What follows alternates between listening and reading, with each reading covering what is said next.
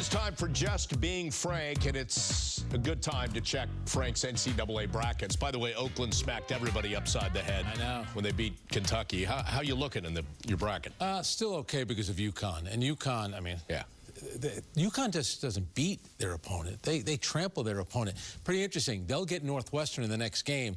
So you have Danny Hurley, whose dad was the legendary high school coach Bob Hurley, and then you get Chris Collins of Northwestern, whose father, of course, was Doug Collins, and both of those guys are fiery. So the whole sideline battle should be pretty interesting. Plus, I have a bit of a vested interest in some of my tuition money went to Northwestern, so I'm glad that it's going to good use and they improved their basketball team. By the way, at halftime yesterday, I think UConn was up by 30. Danny Hurley was upset that his team kind of took their foot off the gas a little bit. I mean, that helps you win championships with that mindset. And another team in Connecticut, Yale, coached by James Jones. When I was a kid, I actually played youth basketball with James Jones and his brother Joe Jones, who I believe is at Boston University. Nice. So I'm glad. It's always good to see like an Ivy League school advance, because those poor kids, what are they going to do once they're done playing basketball at Yale? They might have to enter the workforce like the rest of us at the bottom, right?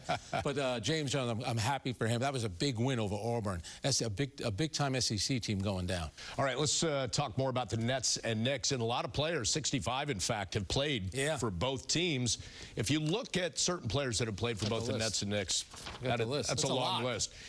Go over each of those names, would you, and recite the stats. Buck Williams, I'll start from the bottom up. Buck Williams. It's interesting, and a couple of players stick out that I got to cover both of them. Obviously, Stephon Marbury is one, played for the New Jersey Nets and then the New York Knicks. Jason Kidd is an interesting one because Jason Kidd's career in Brooklyn, in New Jersey was unbelievable, helping them get to 2 finals. He should have been an MVP one of those years.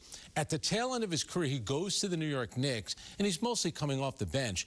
But he did the same thing in New York that he did with the Nets, where he really did a great job bringing the team together. He had Carmelo Anthony on that team. He had J.R. Smith, who was the 6th man of the year. Carmelo finished in the top 5 MVP voting. I think Jason Kidd had a lot to do with it. Here was the interesting thing. The Knicks won a playoff round that year. They ended up losing in the next round to Indiana. But Jason Kidd, that was the last game he ever played, then he ended up coaching the Nets right away. He missed, as hard as this is to believe, he missed his final 18 shots. Wow. In a Knicks uniform. So the brilliant Jason Kidd, who we know was the great passer, the great floor leader, locker room guy, missed his last 18 shots as a pro, and he was in a Knicks uniform.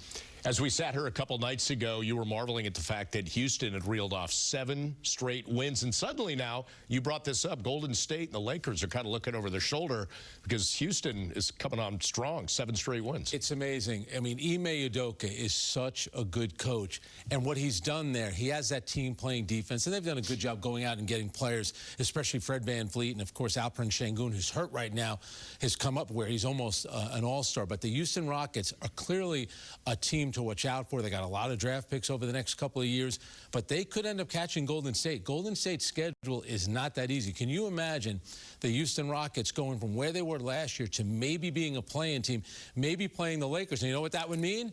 Dylan Brooks against LeBron James one more time. Maybe Shannon Sharp will sit in the front row and everybody will go at it. All right, so this has been a rather upbeat Just Being Frank. So I'll be miserable. Let's go. Been told you want to rant. We can give you a 24-second clock if you want to go. Yeah, believe it or not, Bob, I know that we complain all the time that players rest too much, but I think the NBA should build in 3 days or 2 days of rest for the NBA. How about the Thursday of the NCAA tournament and the Friday of the NCAA tournament? No NBA games. Smart. Because everyone that day is so fixated on their bracket, and there's games going on left and right. So maybe 2 days before, 2 days less at the All-Star break, and add those days on to Thursday and Friday. And you know who's going to agree with me? NBA players. I totally agree with you. They want to watch the games, too. They want to see how their alma maters are doing. Rip Hamilton once got kicked out of a Knicks-Detroit game so they could watch North Carolina, UConn playing on TV. I'm telling you that happened. That's how you do it.